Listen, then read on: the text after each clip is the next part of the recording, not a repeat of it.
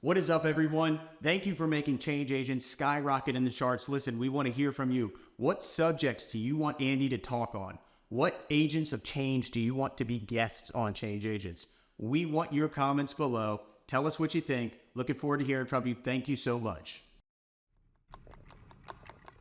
How can I help? How can I be useful in ending needless suffering? Do not be afraid of work that has no end. We have to organize a social movement. We have an opportunity to lead by example versus just talking, hot air. I think the more people in this fight, the more we grow. Eventually it could change. The people are the ones that can make the change. Can you imagine waking up every day in prison for a crime that you know that you didn't commit? Can you imagine spending a year of your life like that? How about a decade? How about multiple decades? I would love to believe, and I'm sure many people would, that in our justice system that doesn't happen or it's impossible. But the reality is it happens far more often than most people would be willing to admit.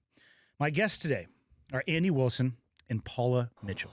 In 1986, Andy was wrongfully convicted of murder and was sentenced to life in prison without the chance of parole.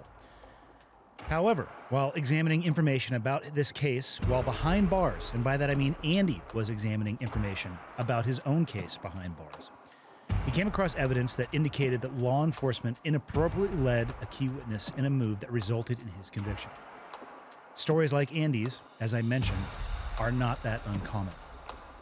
As of February 2023, the National Registry of Exonerations reported that the rate of wrongful conviction in the U.S. is between 2% and 10%. With a prison population of 2.3 million people, there could be 46,000 to 230,000 innocent people incarcerated today.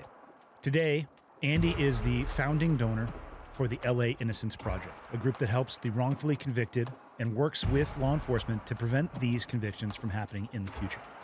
Andy's joined today by the group's director, formal legal director at the Loyola Project for the Innocent at Loyola Law School. Her name is Paula Mitchell. Paula helped to garner Andy's release in 2017. Today we're going to talk about the criminal justice system, why wrongful conviction happens in the first place, and how it can be prevented in the future.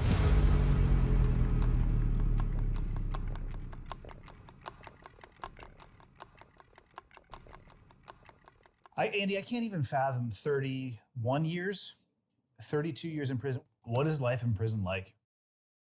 It's routine.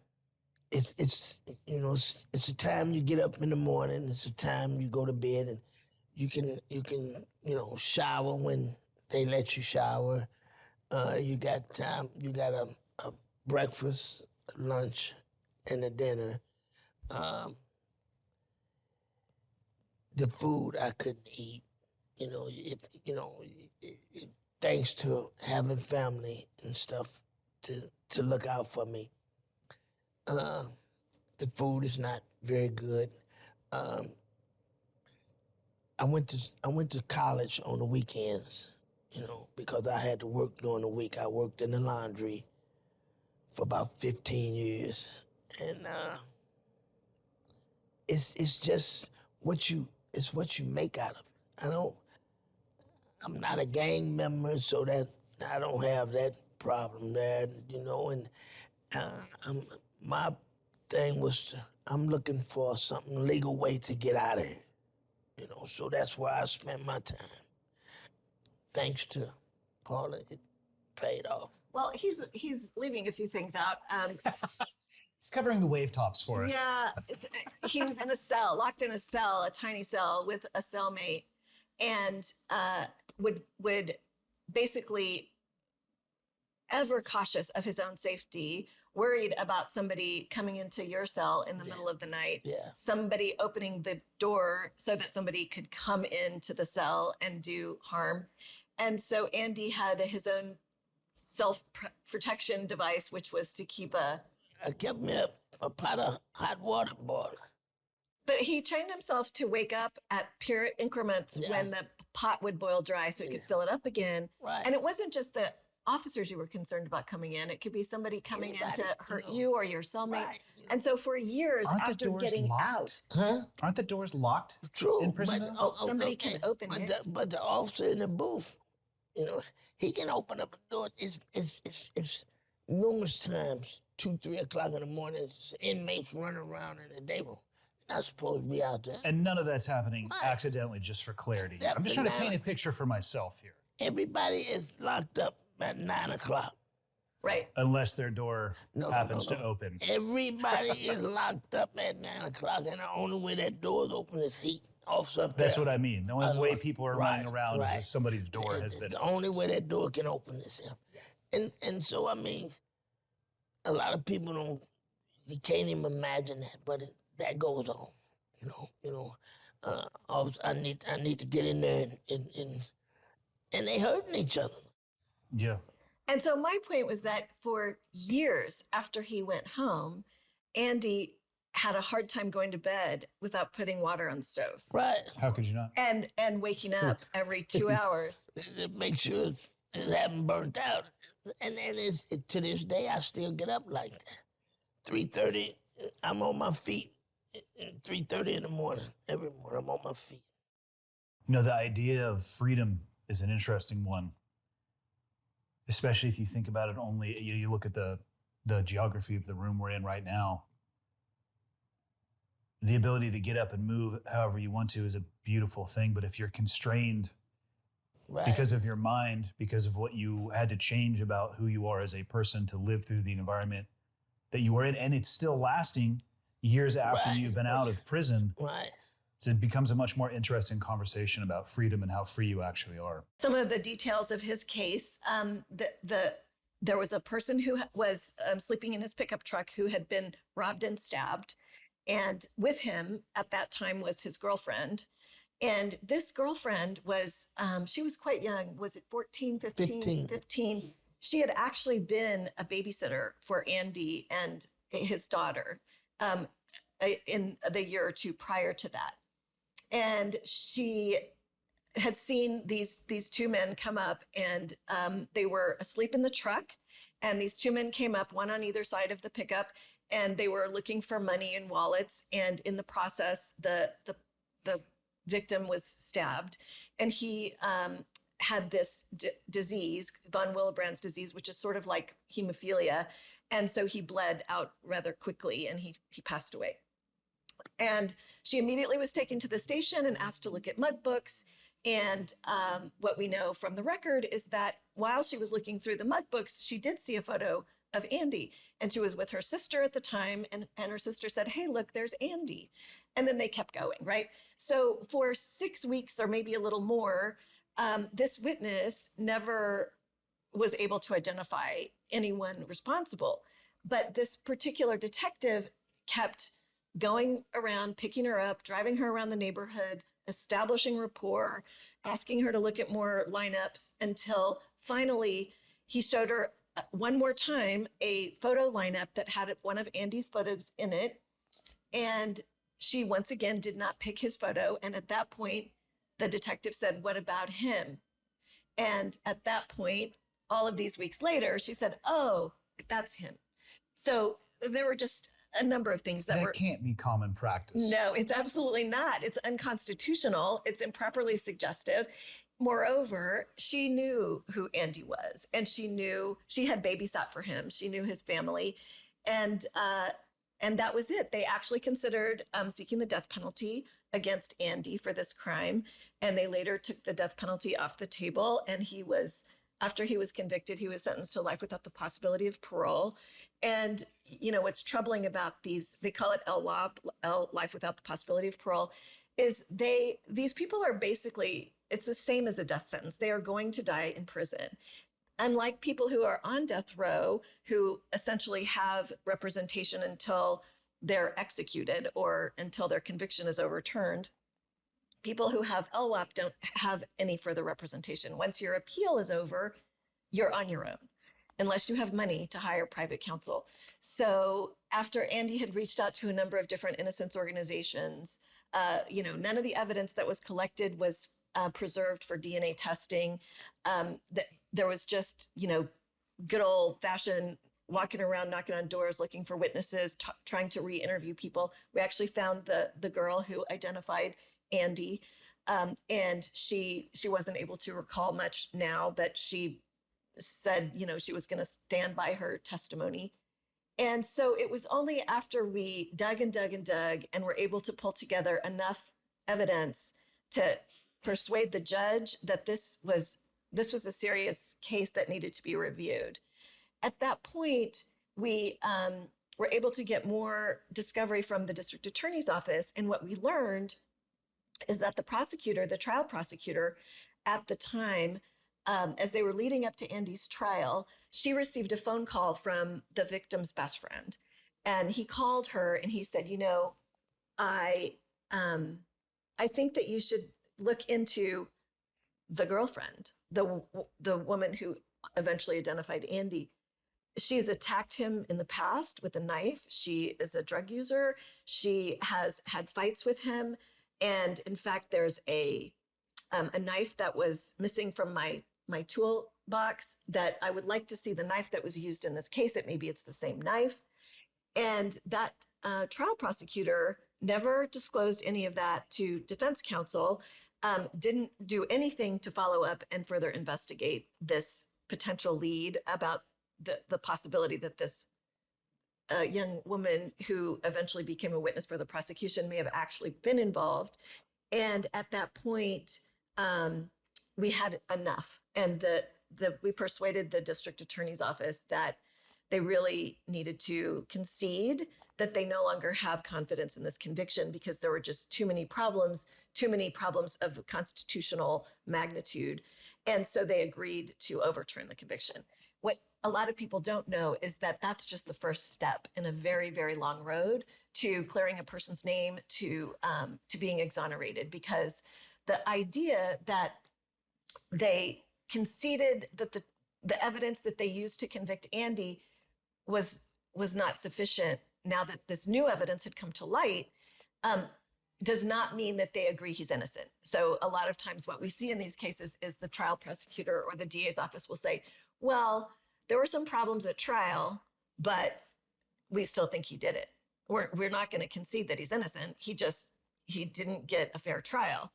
And a lot of times they'll even go back and seek a second trial. In Andy's case, they would not concede that he was innocent. They did agree that they were not going to seek another trial after he spent 32 years in prison. And we had to then go back to court and fight and fight and fight for a finding of factual innocence, where we had to persuade the judge not only did he not get a fair trial, he actually did not commit this crime. And that took another 3 years, two or 3 years. And we were successful in that. And, all of this time, keep in mind, Andy has no money. He has nowhere to live. He actually went back to St. Louis to stay with his mom and his family for a while and had to continue litigating all of this after being wrongfully convicted for 32 years. So many questions about something like this. So you are involved and you find out that it was a detective, correct?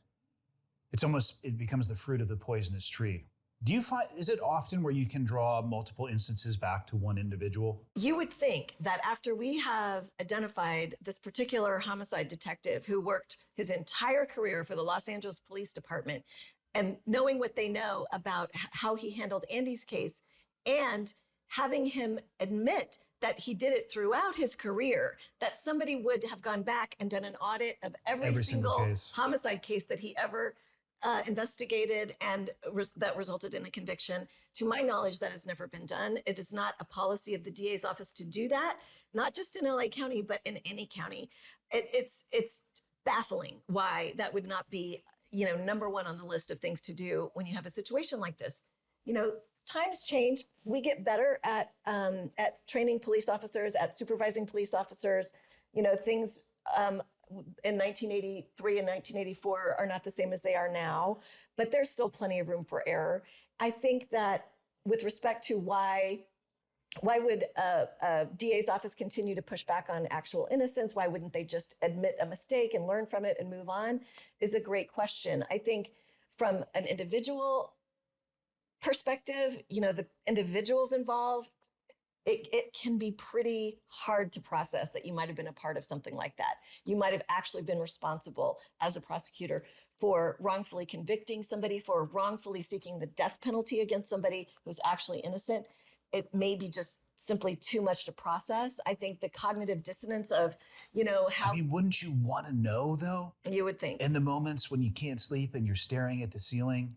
You would think. And to the credit of the trial prosecutor who worked on Andy's case, when I went and knocked on her door and asked if I could talk to her about Andy's case, she invited me in. She was willing to look through the file. And she actually was one of those prosecutors who said, I didn't disclose this to the defense because I didn't think it was exculpatory.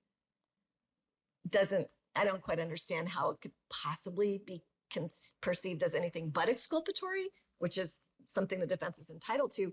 But she was honest and open about her views and willing to talk to us. That's not always the case. So I think that everyone needs to understand that there is so much room for error in the criminal justice system. We need to accept that premise, and we need to go about looking for and correcting errors and doing better going forward. It's as simple as that. It's of course you have liability, you have, counties who are ultimately responsible for wrongful conviction are going to get sued if it turns out that they were not properly training or supervising, or, if this is something that somebody's entitled to be compensated for because their federal civil rights were violated, they were denied due process. That's part of the legal system as well. That's the only recourse left for somebody in Andy Wilson's position. It's not as if anyone takes any satisfaction in going after a municipality or a county in order to recover damages. That's all he has. There's no other option. And I think a lot of counties are increasingly concerned and mindful about the numbers that go along with that. People are suing for millions of dollars, having lost decades of a lifetime. How much is a decade of your life worth? One of the things that really baffles and annoys me is anytime we have a victory and we're able to get somebody's wrongful conviction overturned, almost without exception, one of the first questions asked at that interview where someone has just been released after decades of wrongful conviction is somebody will say, "Are you going to sue? Are you going to get a lot of money?" It's like, can we just take a beat here and appreciate what just happened to this human being and his or her entire family? It's not about that. It's almost as if people think this is some kind of, get rich slow scheme. How could it be? How do you even do the math on what a decade or multiple decades of your life is worth? It's, I think that question comes because that's what people place the most value in our modern society, is a number and an account. Mm-hmm. When did you start realizing that there was a chance that you were going to get out? From the day you found me guilty. I wasn't going to give up. That's an amazing headspace. I didn't know how to give up. I mean, 2 and 2 is 4, and 1 times 4 is 4.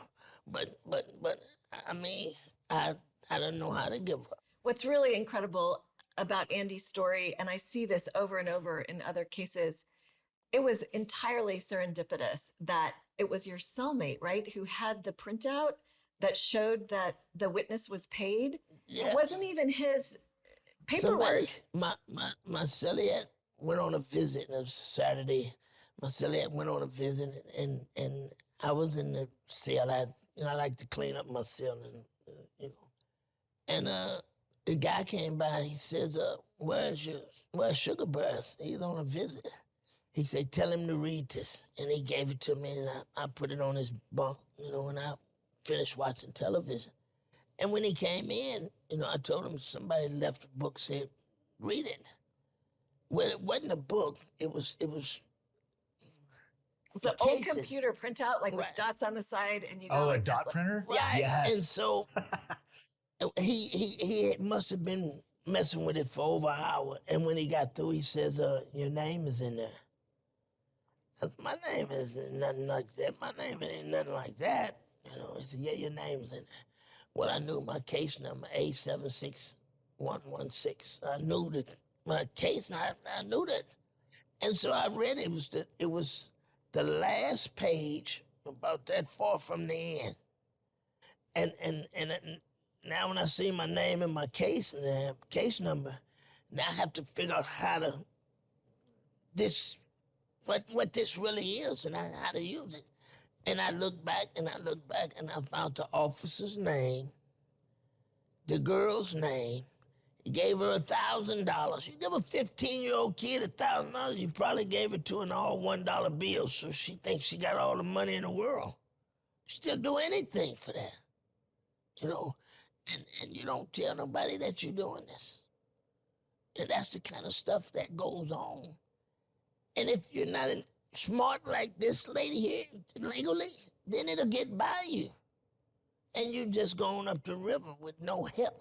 How do the mechanics in the execution of the release actually go? So I'm assuming at some point in time you're in front of a judge in court and they agree like this conviction is going to be overturned.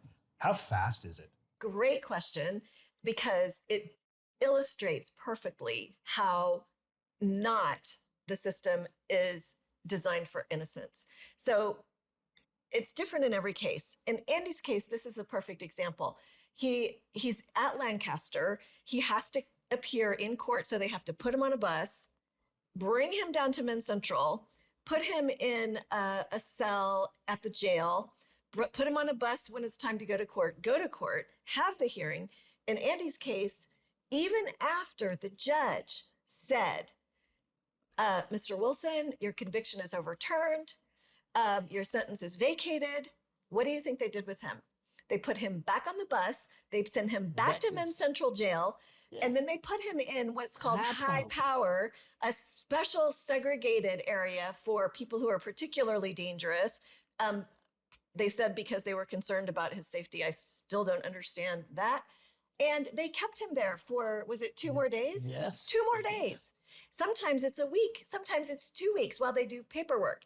I mean, it's outrageous. It's insult to injury. I don't even know. I have no idea why they can't do a better job than that. In Mr. Hastings' case, I mean, I guess we could take this as a sign of progress because we had front-loaded everything as much as we could, and we said, we want him to walk out of this courthouse. When you overturn the conviction, we want him out. And the district attorney's office, under George Gascon's leadership, did a lot of work with the CDCR to get all that paperwork done ahead of time so that once the court overturned his conviction, he was able to go. But he still had nowhere to live. And that's the way it should be. It's the way it should be. But he went to, transitional housing, no money, no apartment, no lease, nowhere, that's yet another example. If you're released on parole, you're given a little bit of money, you're given transportation. Even before they start sending these guys to these transitional housing, they would give them vouchers. They even had a voucher to stay in a hotel. Maurice got none of that. Andy got none of that. If you're innocent, you get nothing. I don't even know how to process that. No, I ran into a guy over there, one of the meetings, Zoom meetings, we hooked up with a guy, and he was in Florida, and he said they locked him up when he was 16 years old in a life sentence for something he didn't do. And it, like 20-something years later, they found out he didn't do it and had to release him.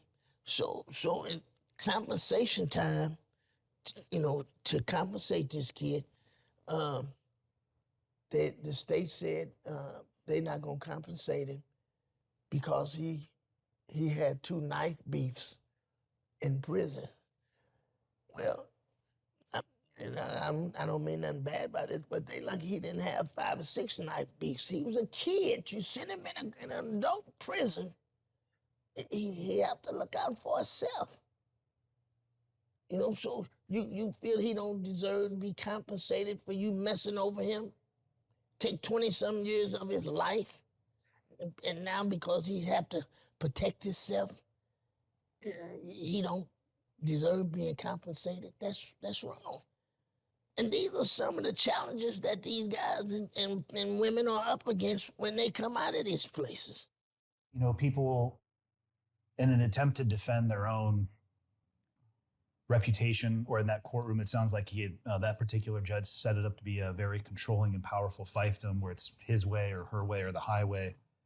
In the end, it always, I think, what it does is erodes people's faith in the actual system. In an attempt to protect an individual, it erodes faith in the overall system for everybody. It's just a net loss. How does that feel to sit in a courtroom where, from the earliest that I can remember, we're told we're going to be tried and potentially convicted or found innocent of a jury of our peers, and you're in a courtroom, you know, going in the way back time machine of 30 plus years ago. The original, Paula, was it murder? Was that the original charge? So you're robbery, murder. You're tried and convicted of murder, and you're sitting there in the courtroom listening to them come out with the verdict, knowing that you're innocent. I don't even know if my mind can comprehend that. You know what? I always told Paula, because people say, how do you do it? How you just do it. You just me. I didn't have a heart to give up. My mother wouldn't let me give up. You know, it LAIP. You know, we started that. You know, and Paula explained it to us, and this, that, and other, and you know, it gives the students hands-on learning. You know what I'm saying? You know, they got forensic lab. You know, I mean, I think we're in a position to do things that a lot of people aren't. You know, it's science. Everything works by science now. You know. But you have to be dedicated to that kind of work, you know. I can't even imagine trying to, you know, determine something one way or the other, but, you know, we have the potential to do that now. And so I really feel good about that, you know, and my chance to help somebody. So what Andy's describing is the Los Angeles Innocence Project. We are located at Cal State LA within the California Forensic Science Institute. And that's physically in the building where both the LA Sheriff's Department Crime Lab and the LA Police Department Crime Labs are located. So they're upstairs. It's a relatively new state-of-the-art facility. And then on the floor where our offices are located is the academic program. So there's a graduate program in criminalistics where a lot of the students are getting their master's degree in criminalistics. They have science backgrounds, and they're basically training to become the next generation of criminalists. So the CSI people you see on TV who go out and they collect the evidence. So those are the students that we're working with on our cases now, and they will help us look through evidence that was used 10, 20, 30, sometimes almost 40 years ago, whether it was arson or shoe impression or ballistics. And, you know, things have changed a lot in the last 30 years. And they will help us look at the types of forensic evidence that was used and say, you know, this is really not valid anymore. That's not considered reliable anymore.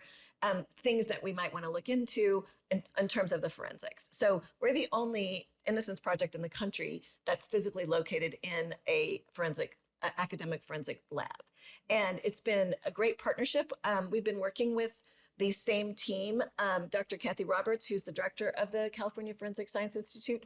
She has been getting a Department of Justice grant, U.S. Department of Justice grant, to look into DNA in wrongful conviction cases with me and my team of staff attorneys for the last 5 years. And the collaboration just grew, and we realized that actually able to help us more than just DNA on all the different forensic disciplines. And it's great. I mean, we're building bridges with law enforcement, and they understand, especially so great that our first case since starting the new project was Maurice Hastings, because DNA is so black and white. And, there's not a gray area. We know the person who we got the CODIS hit to was convicted of committing this same crimes with this very unique MO. And so everybody was able to look at Mr. Hastings' case and say, we definitely got it wrong. And what can we learn from this? And the students, for them, their background is in science. They're going to go and be work in labs, probably for law enforcement. They go with us and meet our clients in prison. They've never been to prison before. They haven't sat down in a room with an attorney and a potential client or a client to hear about what happened in their case. And so this has been incredibly impactful for those students. They will tell you this is the most important experience they've had as part of their graduate education. So it's really a unique format, and it's been really rewarding for everybody involved. And it was Andy who donated $1 million to help us launch this new project. And we're really, really proud of it. And we're, of course, incredibly grateful to Andy for making it all possible. Is the shift or the advancements in technology and science, is it helping reduce wrongful convictions moving forward? I think it is. I think it's actually broader than that. So, over the last 30 years since DNA kind of made its way into the courtroom, and now it's not just DNA, it's a lot of different forensic disciplines, but it was really only with the recognition that DNA could be used to conclusively show somebody was innocent that we've had the ability to document wrongful conviction cases. So if you look at the National Registry of Exonerations, you will see nationwide all of the different individuals who've had their convictions overturned and what the common causes of those wrongful convictions were. So it could be anything from faulty eyewitness identification to police misconduct to faulty forensics, false confessions that were coerced. And so we're now just getting to the point where we can actually study this data set. I mean, before it was just kind of, oh, this happened in Ohio, that happened in Tennessee. And there wasn't any systematic way to analyze it. And now we have that. And so what follows on that is trips to Sacramento, like Andy just did the week before last, where you go and you talk to state legislators and you say, look, here's what we need to do. We need to change the statute so when people are convicted based on forensics that are no longer considered reliable, we need to be able to get back into court and talk to the judge and say, look, judge, what the jury was told 30 years ago when this person was convicted about these ballistics or this tire impression or what have you, that's not reliable. We know that was an exaggeration. That's just scientifically not reliable, and that we need to change the statute. And the states across the country are responding. They're responding to things like prosecutorial overreach.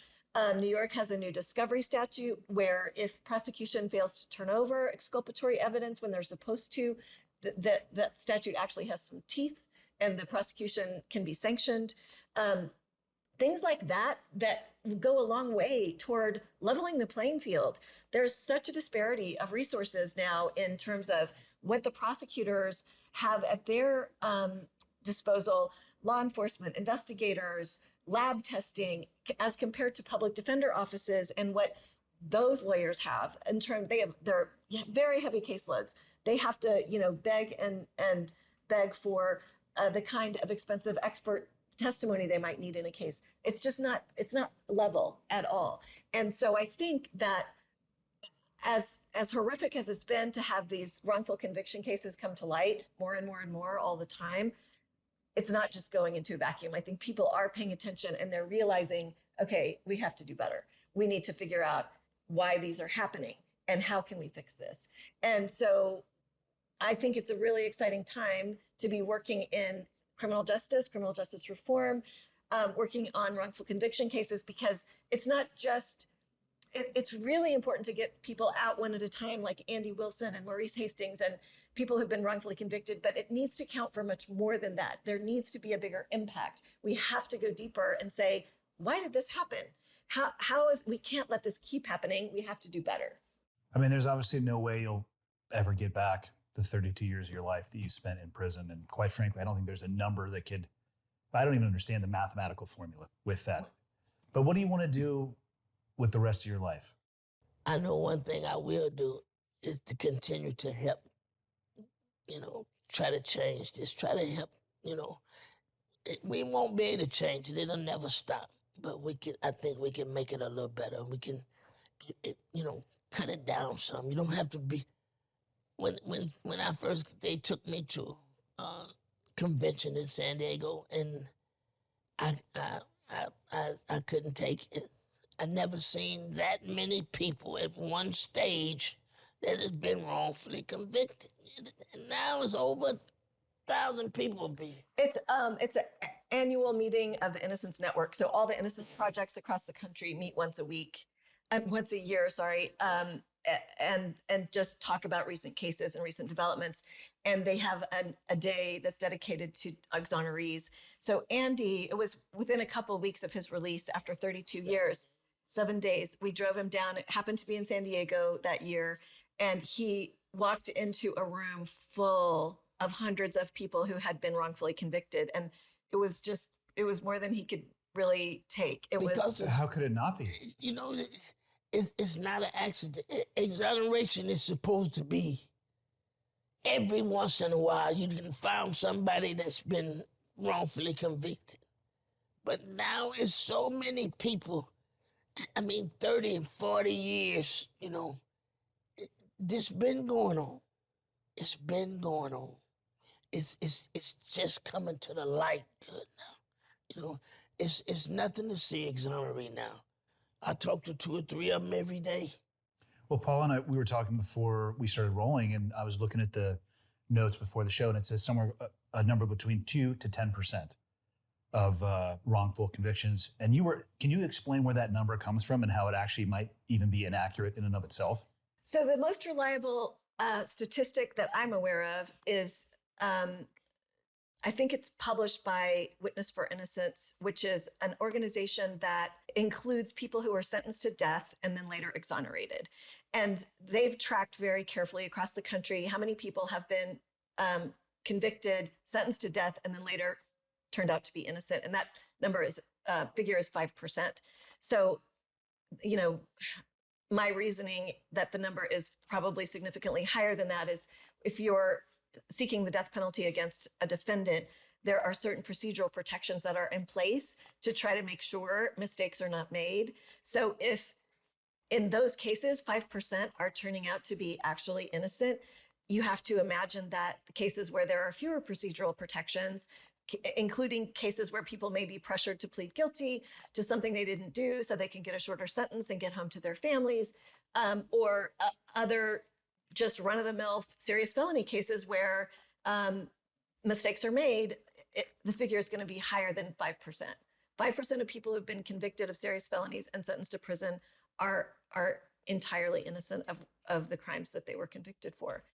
Paula, as somebody who works in this world at a very high level professionally, if you could be queen for a day, is there anything that you would start, manipulating or changing about our legal system that would reduce the amount of wrongful convictions?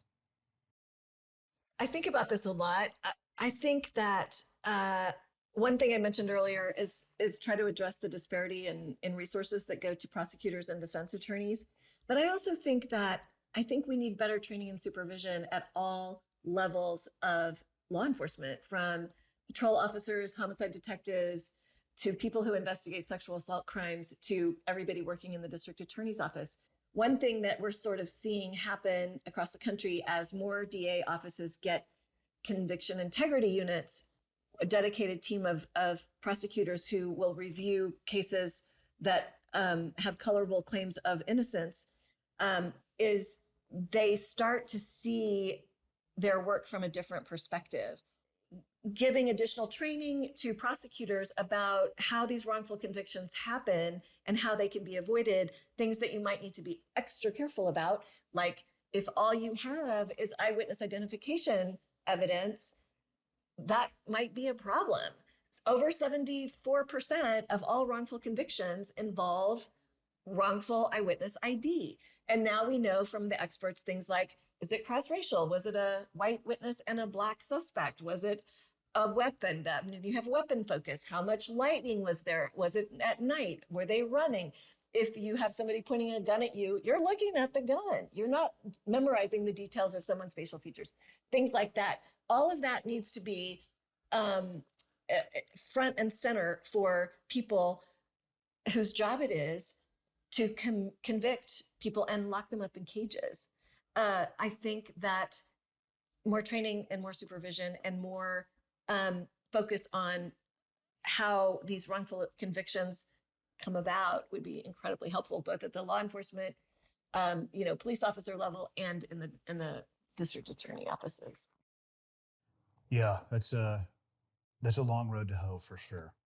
So focusing on the LA Innocence Project, I want to leave people who either watch or listen not only with an understanding of what could potentially be construed as or an issue or a problem, however they would describe it. That's helpful, but the ability to take action if they wanted to, I think, is what's actually meaningful. And there's so many issues out there, and I don't expect everybody to attach at a deep level with everything that we talk about. But something like this where, and again, I'm speaking about myself specifically, I want the legal system to be blind, and I want that statue that's holding the scales, I want it to be balanced. And I think it's fair to say that it's not balanced for everybody. There's a diversity of balance when it comes to depending on who you are or where you are from. And there will be people who find themselves in a position like you did, Andy. If people want to get involved in helping your organization or people who have been in a position like Andy, for me, I think a lot of it, the easiest thing to say is, hey, we'll donate here. First and more importantly, I like the ability to try to point people towards educational information, because I actually find the more they know about it, the more likely they are to have a more long-term investment, whether that's monetarily or with their time. Where would you point people towards? Like specifically, how could they learn more about the LAIP, what it is that you're doing, and then if they do want to get involved from either a time perspective or monetary perspective, how can they do so? Well, our website is innocencela.org. And we have information about the work we do, ways to get engaged and involved. We also really encourage people to pay very close attention to your local DA elections. We have had a measure of success, in my opinion, because George Gascon was elected District Attorney of Los Angeles County. And prior to as he was running during his campaign, I spoke to him a number of times about his commitment to addressing wrongful convictions, to putting his full weight behind his conviction integrity unit, not just, consider it window dressing like a lot of prosecutors do. And he has delivered on that. He was helpful in us getting Andy's case across the finish line with respect to his actual innocence finding. So even though it might seem like the person who's elected as your district attorney in your county is not something you ever need to know about or pay attention to, it's really not true, because they set the tone for the culture in the office. They are sensitive to things like racial inequities in the system and socioeconomic inequities in the system, and how important it is that we put the few taxpayer dollars we have and resources we have to promoting peace in our communities, and not just out trying to round up people and prosecute them and make sure all of our prisons stay full. The prison guards union is one of the most powerful in the state. Just because we have built all of these prisons and have all of these cells doesn't mean they have to all be full. So I think paying attention to your local politics, paying attention to who's in charge of the highest prosecutorial agency in the county, making sure you're voting and making sure the people in those positions have an agenda that is consistent with one that you think is fair and right and just is really, really important. And I think, we'd love to go around to community events. Anyone who's interested in having a conversation with Andy or Maurice or Jane Dorotek or Frankie Carrillo or any of the exonerees we work with, just to learn more about it. We go to high schools, we go to colleges, and we just want to make sure everyone understands what the system actually does and is capable of doing, both things that are working and things that definitely are not working. After spending time in there and you see that, you know, you're lucky, you made it out of here, you know. I can't turn my back on people like that, you know. You know, we can't free everybody, but, you know, what we can, you know, we do what we can, you know, and I'm grateful for that.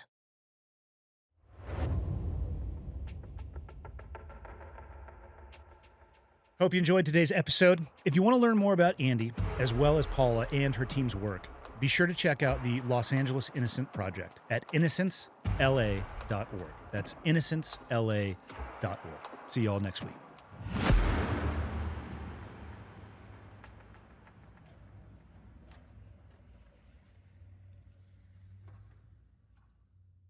All right, guys, here we go. Day 2. Scene 101A, take 3. Projects like this is just something you dream about.